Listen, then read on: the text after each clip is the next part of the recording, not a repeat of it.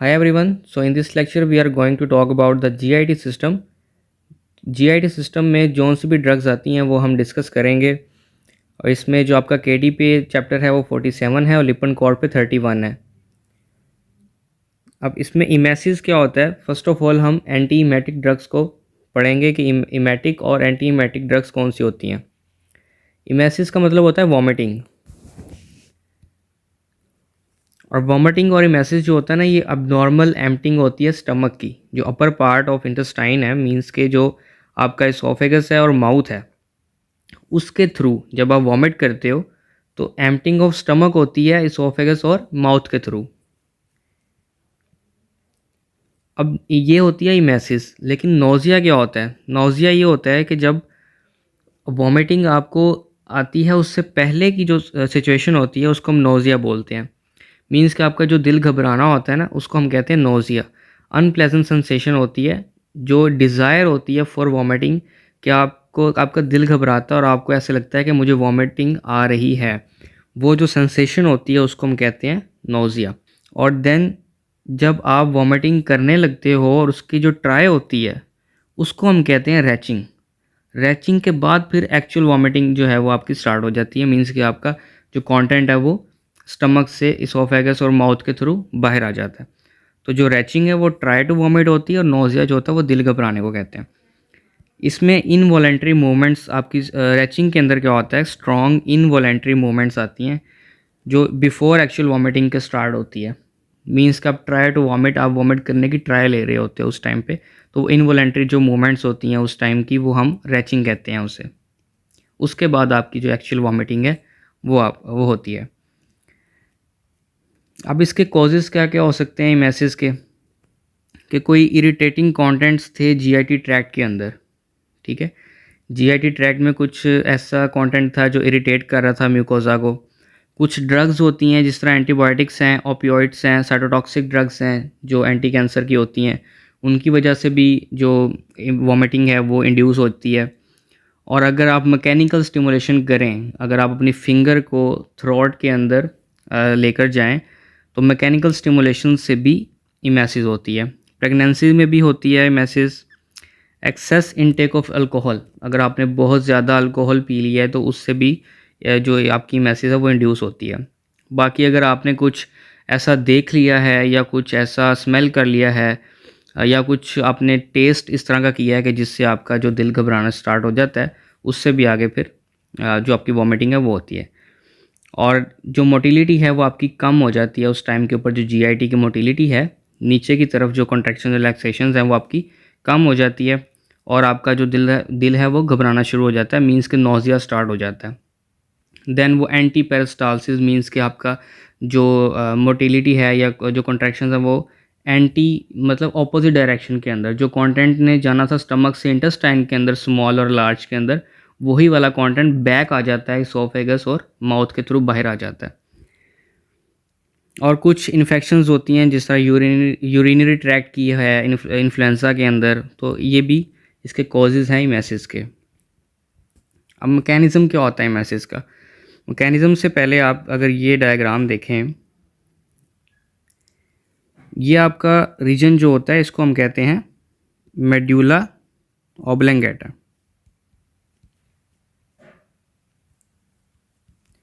इसमें आपका vomiting centre होता है, जहाँ पे लिखा है VC. VC is vomiting centre, और ये होता है chemo receptor trigger zone, CTZ। Vomiting centre और कीमो रिसेप्टर ट्रिगर जोन ये आपका मेडुला ऑब्लंगेटा में होता है। जो कीमो रिसेप्टर ट्रिगर जोन होता है ना, इस पे रिसेप्टर्स होते हैं, डिफरेंट डिफरेंट रिसेप्टर्स होते हैं। वो रिसेप्टर्स जब एक्टिवेट होते हैं तो chemo receptor trigger zone vomiting centre को एक्टिवेट करता है और आपकी जो वॉमिटिंग है वो स्टार्ट हो जाती है। एक तो ये पाथवे है। सेकंड पाथवे क्या है कि कोई अगर आपने स्मेल कर लिए कोई चीज़, या ऑर्डर आपने या टेस्ट कर लिया आपने, ठीक है, कुछ ऐसा जिससे आपका दिल घबराना स्टार्ट हो गया है, तो उससे आपका जो वॉमिटिंग सेंटर है वो डायरेक्टली एक्टिवेट होता है और आपको वॉमिटिंग जो है इंड्यूस हो जाती है। ये सेकंड पाथवे है। थर्ड पाथवे में क्या होता है, जो आपका वेस्टिबुलर सेंटर होता है ना, वेस्टिबुलर सेंटर जो होता है ना, ये आपका ईयर के अंदर होता है, ठीक है। वेस्टिबुलर सेंटर आपका ईयर के अंदर होता है। जब आपका बैलेंस आउट होता है ना, मींस कि आपको चक्कर आना स्टार्ट होते हैं, आपका वेस्टिबुलर अपरेटस जो है वो मींस कि उसमें कोई एबनॉर्मेलिटी आती है, कोई बैलेंस में आपके चक्कर आते हैं, तो उसमें क्या होता है कि वो भी एक्टिवेट करता है वॉमिटिंग सेंटर को, जिससे आपकी वॉमिटिंग जो है वो इंड्यूस होती है। अब यहाँ पे अगर हम पढ़ें मैकेनिज्म ऑफ इमेसिस, कि इमेसिस अकर होती है due to stimulation of vomiting centre, ठीक है, इन मेड्यूला ऑब्लंगेटा, जिसका पहला जो पाथवे है वो कीमोरिसेप्टर ट्रिगर जोन है, वो भी यहीं पे होता है मेड्यूला ऑब्लंगेटा के अंदर। और जो कीमोरिसेप्टर ट्रिगर जोन होता है ना, ये ब्लड ब्रेन बैरियर से कवर नहीं होता, तो यहाँ पे कोई भी ड्रग जो है वो पहुँच के इन रिसेप्टर्स को जो इनके ऊपर होते हैं उनको एक्टिवेट कर सकती है। तो इनके ऊपर अब कौन कौन से जो रिसेप्टर्स हैं वो होते हैं कीमोरिसेप्टर्स ट्रिगर जोन के ऊपर,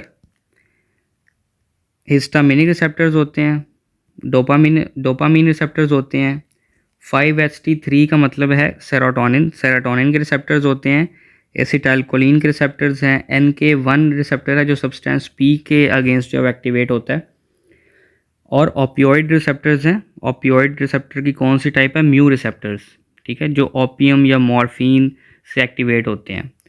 तो ये सारे रिसेप्टर्स हैं, जो भी ड्रग्स इन रिसेप्टर्स पे एक्शन अपना परफॉर्म करती है, वो ड्रग अगर कीमो रिसेप्टर ट्रिगर जोन तक पहुंचती है तो वो इसको एक्टिवेट कर देगी, जिससे वॉमिटिंग सेंटर एक्टिवेट होगा और आपको वॉमिटिंग इंड्यूस हो जाएगी। देन जो साइटोटॉक्सिक ड्रग्स होती हैं, जो आपकी एंटी कैंसर ड्रग्स हैं, तो उनको हम साइटोटॉक्सिक ड्रग्स कहते हैं। या कोई भी गैस्ट्रिक इरिटेंट जो आपकी जो स्टमक की वॉल है, मिकोजा को इरिटेट कर रहा है, उससे क्या होता है कि सेरोटोनिन रिलीज़ होता है। अगर साइटोटॉक्सिक ड्रग्स हैं या कोई गैस्ट्रिक इरिटेंट है, उससे आपका रिलीज़ होता है सेरोटोनिन। सेरोटोनिन रिलीज़ होगा तो सेरोटोनिन जो है वो इम्पल्सिस मींस के कीमोरिसेप्टर ट्रिगर जोन को स्टिमुलेट करेगा। जो नर्वस सिस्टम है, एंटेरिक नर्वस सिस्टम, जीआईटी का नर्वस सिस्टम हमने पढ़ा था कि एक अपना इसका सिस्टम होता है जीआईटी का।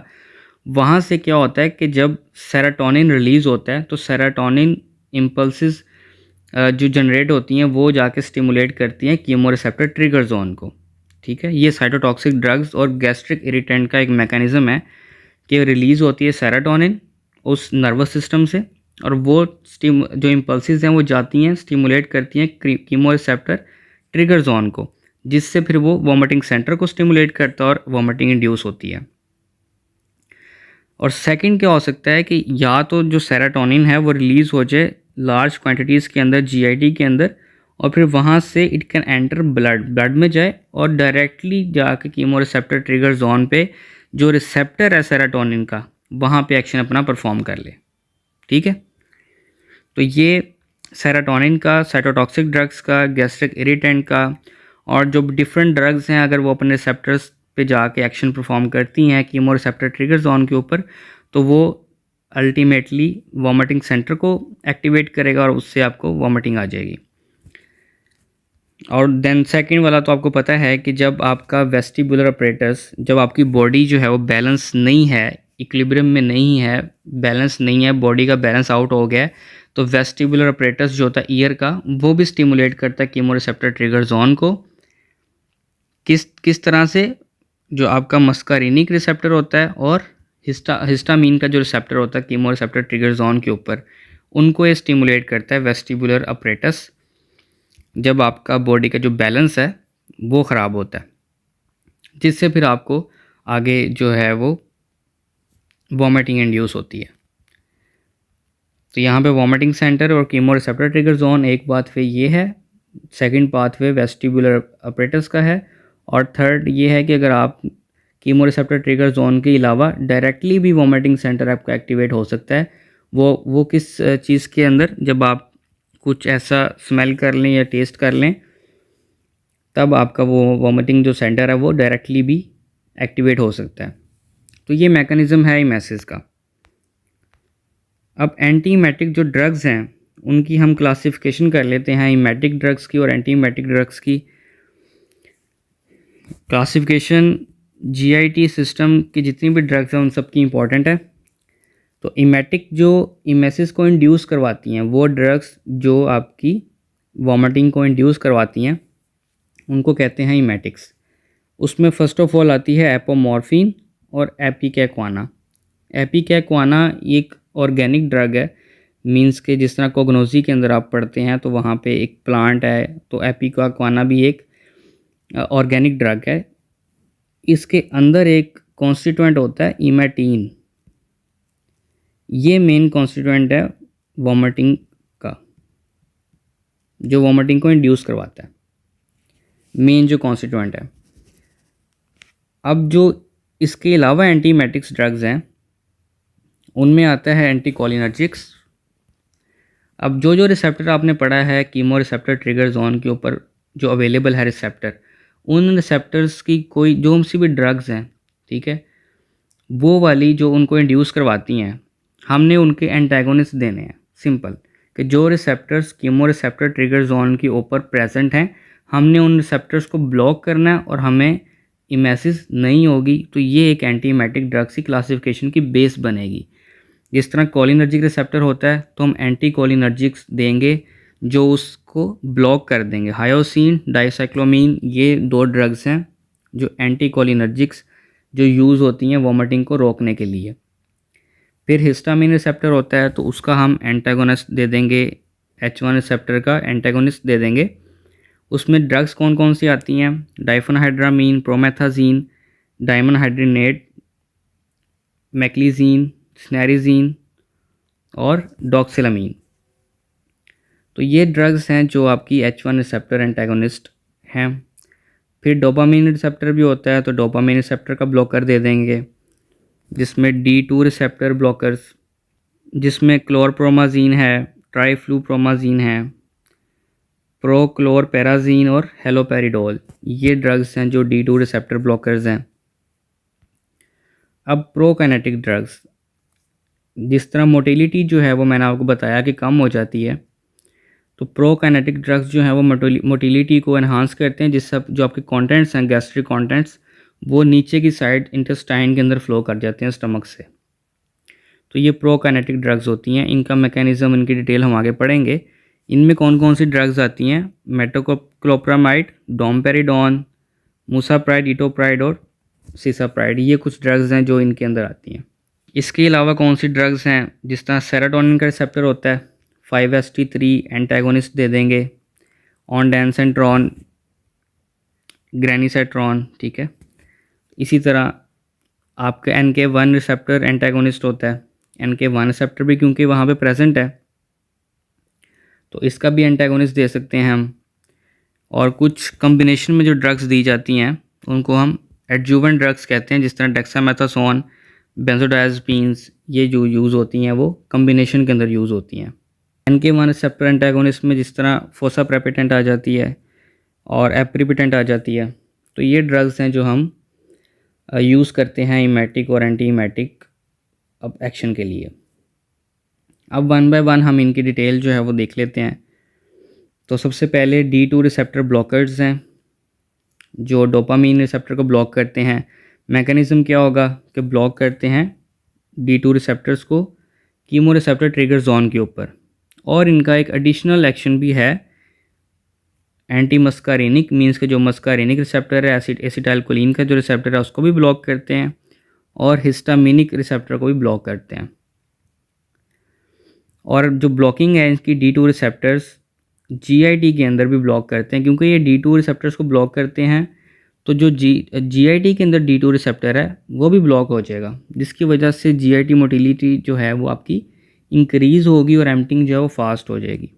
तो इसका ये भी एक्शन है, जो मैकेनिज़्म ऑफ एक्शन है उसका। और देन फार्माकोलॉजिकल इफ़ेक्ट्स क्या आएंगे कि आपकी जो इमेसिस है वो नहीं होगी, एंटीमेटिक इफेक्ट आएगा।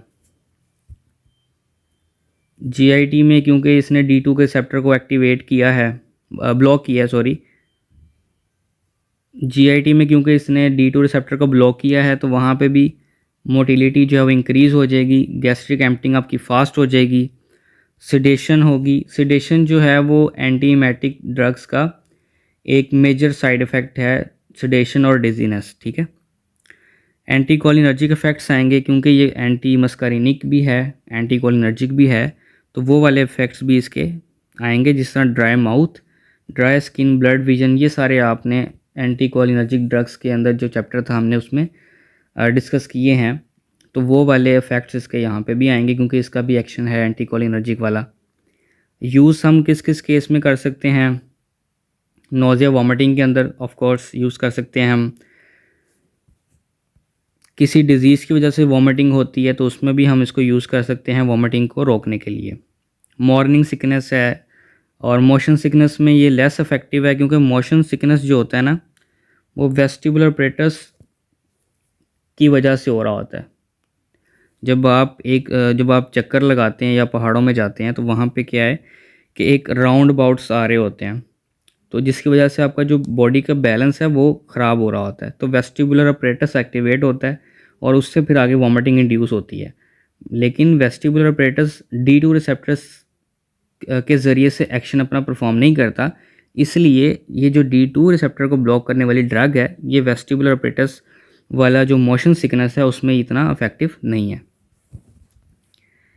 देन इसके एडवर्स इफेक्ट्स हैं sedation, muscle dystonia, dry mouth, dry skin, blurred vision. Then pharmacokinetics हैं, ये आप लोग पढ़ लीजिएगा।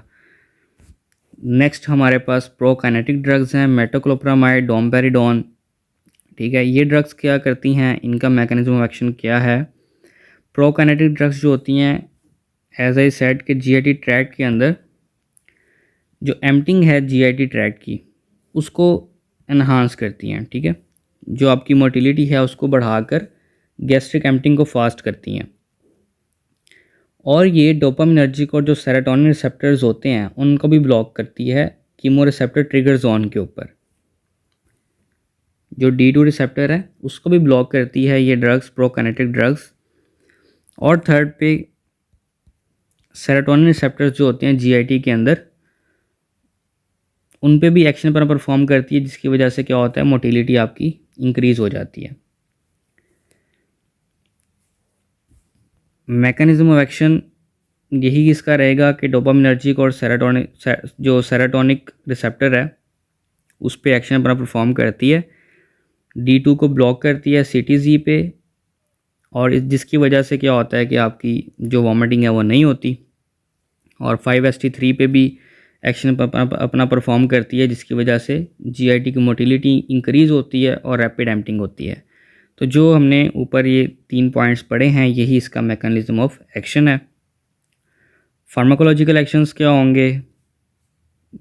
आपकी जो एंटीमेटिक एक्शन आएगा CTZ पे, आपकी जो मोटिलिटी है वो ज़्यादा हो जाएगी, जो गैस्ट्रिक एम्पटिंग है आपकी वो ज़्यादा हो जाएगी, ठीक है। तो ये इसका फार्माकोलॉजिकल एक्शंस हैं।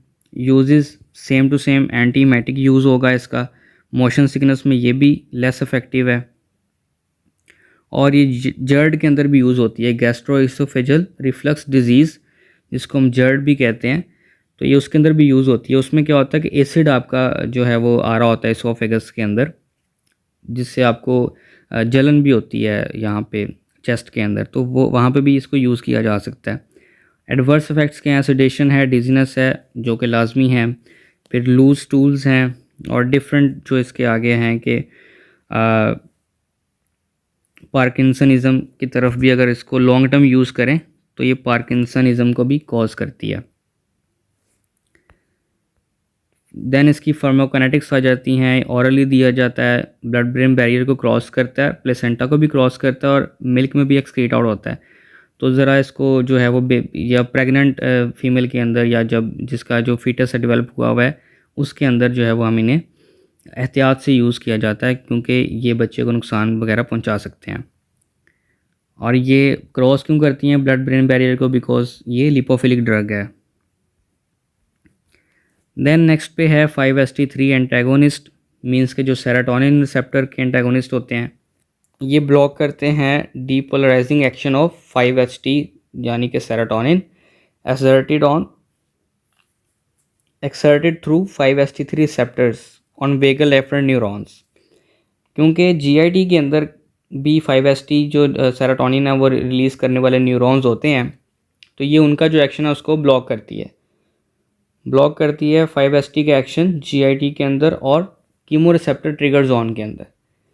GIT के अंदर जो आपकी नर्वस सिस्टम के थ्रू जो एक्शन हो रहा था सेरोटोनिन का, उसको भी ब्लॉक करेगी, और जो कीमोरिसेप्टर ट्रिगर जोन के ऊपर ये रिसेप्टर प्रेजेंट था सेरोटोनिन का, उसको भी ये ब्लॉक कर देंगी, जिसकी वजह से आपको जो इमेसिस है, ये वॉमिटिंग है, वो नहीं होगी। यूजेस इसके क्या हो सकते हैं? नोज़िया वॉमिटिंग के लिए यूज़ किया जा सकता है। डिफरेंट जो आपकी कंडीशंस हैं जिसमें आपका नोज़िया या वॉमिटिंग होती है, उनमें हम इन्हें यूज़ कर सकते हैं। जिस तरह पोस्ट ऑपरेटिव ऑपरेशन के बाद जो नोज़िया वॉमिटिंग हो रहा है, किसी डिज़ीज़ की वजह से नोज़िया या वॉमिटिंग हो रहा है, तो ये यूजेस इसके यहाँ पे है।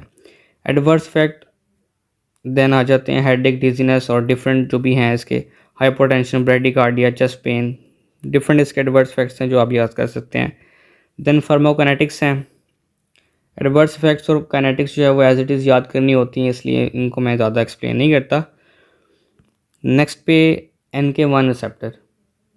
मेनली हमें मैकेनिज्म ऑफ एक्शन समझ में आना चाहिए, ये पता होना चाहिए कि क्लासिफिकेशन क्या है और ये ड्रग्स जो हैं वो किस रिसेप्टर के थ्रू क्या एक्शन अपना परफॉर्म करती हैं। तो मैकेनिज्म ऑफ एक्शन जो है वो NK1 रिसेप्टर का, क्योंकि NK1 रिसेप्टर जब प्रेजेंट होता है CTZ के ऊपर, कीमोरिसेप्टर ट्रिगर जोन के ऊपर, तो जो सब्सटेंस P होता है ना, ये एक्शन अपना परफॉर्म करता है NK1 रिसेप्टर के ऊपर, और जो कीमोरिसेप्टर ट्रिगर जोन है वो आपका एक्टिवेट होता है। लेकिन हम जो ड्रग्स दे रहे हैं वो NK रिसेप्टर को एंटागोनाइज करेगी, ब्लॉक करेगी उसका इमेटिक एक्शन, और इसका जो लिटिल इफेक्ट है सेरोटोनिन और D2 रिसेप्टर्स पे, थोड़ा बहुत इफेक्ट बाकी रिसेप्टर्स पे भी आता है, लेकिन मेनली जो ये ड्रग्स हैं इनका जो रिसेप्टर, किस रिसेप्टर पे एक्शन अपना आता है, वो आता है हाई जो NK1 रिसेप्टर है, जो सब्सटेंस P के लिए जो रिसेप्टर है उस पर। तो यूजेस इनके भी यही हैं कि ये आपका कम्बिनेशन में यूज़ किए जा सकते हैं। किस लिए? नोज़िया वॉमिटिंग के लिए यूज़ किए जा सकते हैं। पोस्ट ऑपरेटिव ऑपरेशन के बाद जो नोज़िया वॉमिटिंग हो रहा है उसमें यूज़ की जा सकती हैं। जो कीमोथेरेपी करवाते हैं, जो एंटी कैंसर ड्रग्स लेते हैं, उनमें भी नोज़िया वॉमिटिंग होता है, उनमें ये यूज़ की जा सकती है। तो ये इसके यूजेस हैं, एडवर्स इफेक्ट्स हैं, और देन फार्माकोकाइनेटिक्स हैं। अब इमेटिक्स हैं। इसके बाद इमेटिक्स में एपोमॉर्फिन और आइपीकेक्वाना है। अब जो इमेसिस करवाते हैं, कभी क्या होता है कि पॉइज़न इंजेस्ट कर लेता है बंदा, ठीक है, जिसकी वजह से हमें खुद इमेसिस करवानी पड़ती है, तो वहाँ पे हम इनको यूज़ करते हैं। वॉमिटिंग को हम इंड्यूस करवाते हैं जब अनडिज़ायरेबल सब्सटेंस या पॉइज़न जो है वो इंजेस्ट की जाए। देन हम क्या करते हैं, इन ड्रग्स के साथ मस्टर्ड सस्पेंशन बना लेते हैं या फिर सॉल्ट सोल्यूशन बना लेते हैं इन ड्रग्स का, और उनको फिर हम एमरजेंसी में दे देते हैं। ठीक है, ये क्या करती हैं, ये जो ड्रग्स हैं इमेटिक वाली, ये क्या करती हैं कि स्टमक को इरिटेट करती हैं, जिससे आपका जो वोमिटिंग सेंटर है वो एक्टिवेट होता है। अब एपोमॉर्फिन किस तरह करती है? एपोमॉर्फिन जो है वो सेमी सिंथेटिक डेरिवेटिव है मॉर्फिन की। ये डोपामिनर्जिक एगोनिस्ट है। ये D2 रिसेप्टर, जो कीमो रिसेप्टर ट्रिगर जोन के ऊपर D2 रिसेप्टर है, उसको ये एक्टिवेट करती है, जिसकी वजह से आपका वॉमिटिंग सेंटर एक्टिवेट होता है और वहाँ से इमेसिस होती है। तो विद इन 5 मिनट्स आपकी वॉमिटिंग जो है वो जो इंड्यूस करती है ये ड्रग एपोमॉर्फिन, जब आप इसको इंट्रामस्कुलर या फिर SC मीन्स के सबकुटेनियसली देते हैं। यूजेस क्या होंगे? वॉमिटिंग करवाने के लिए, पार्किंसनिज्म में भी इसके थोड़े बहुत जो है बेनिफिट्स हैं वो हैं। देन इसकी जो कॉन्ट्राइंडिकेशंस हैं वो क्या है कि should not be used when respiration is depressed.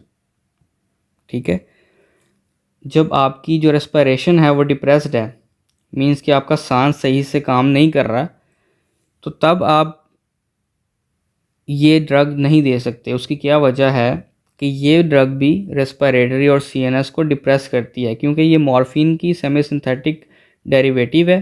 तो मॉर्फिन भी क्या करता है, आपका जो CNS है उसको डिप्रेस करता है, तो ये भी ड्रग रेस्पिरेटरी और CNS डिप्रेशन करती है।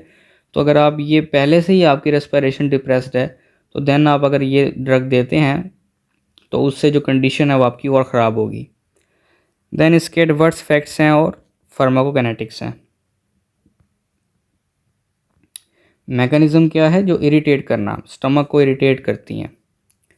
देन नेक्स्ट पे आईपिका एक्वाना है। ये ड्राइड रूट ऑफ फाइलस एपिका एक्वाना, ये एक प्लांट है जिसके अंदर एक कॉन्स्टिट्यूएंट होता है इमेटीन।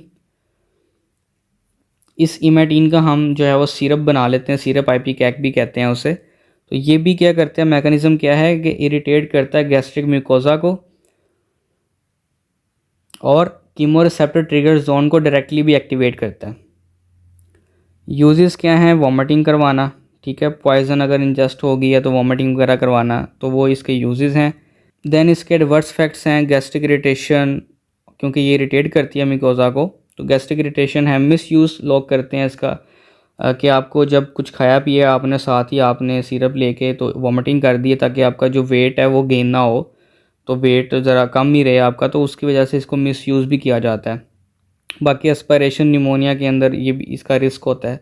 नोज़िया वॉमिटिंग, क्योंकि हम इसको यूज़ कर रहे हैं नोज़िया और वॉमिटिंग को इंड्यूस करवाने के लिए, तो वो हम एडवर्स इफेक्ट्स में नहीं लिखेंगे।